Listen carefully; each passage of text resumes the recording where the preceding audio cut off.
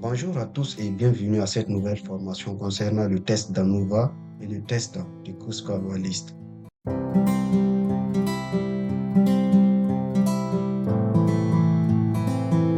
Nous allons vous présenter dans cette formation le test d'ANOVA et le test du Kruskal-Wallis.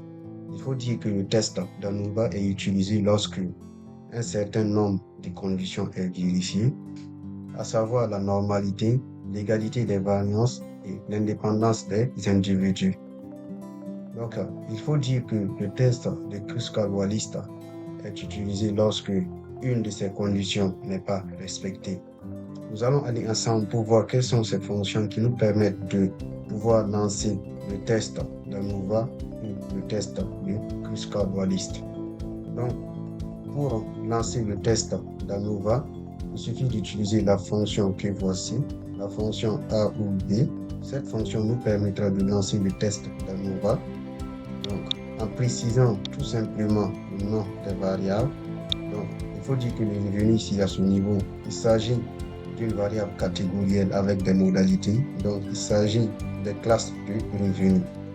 Donc, l'objectif de la formation, c'est aussi de voir est-ce qu'en moyenne, les âges sont les mêmes dans les différents groupes de revenus.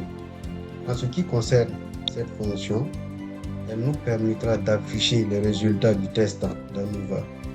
Donc, nous allons sélectionner les deux commandes et nous allons passer à l'exécution. Donc, après l'exécution, nous voyons dans la partie console, les résultats s'affichent. La partie la plus importante que nous allons interpréter dans ces résultats est la p-value. En observant la valeur de la p-value, nous voyons que la valeur est supérieure à 0,05.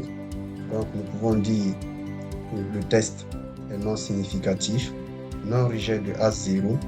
Donc, si on ne rejette pas A0 et que A0 suppose que les âges en moyenne sont les mêmes dans les différents groupes de revenus, donc en conclusion, nous allons dire qu'il n'y a pas de différence d'âge en moyenne dans les différents groupes.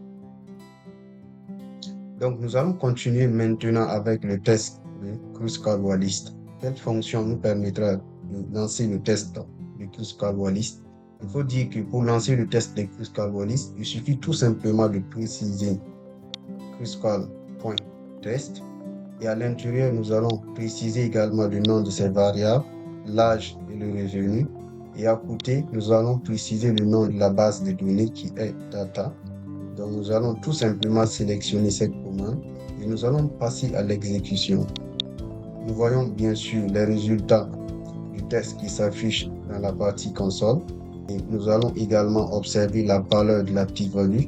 Nous voyons que cette valeur est toujours supérieure à 0,05 qui est notre seuil. Donc, nous pouvons dire que ce test conduit également à la même conclusion, qu'il n'y a pas de différence d'âge en moyenne dans les différents groupes de revenus. C'était l'objectif de cette formation.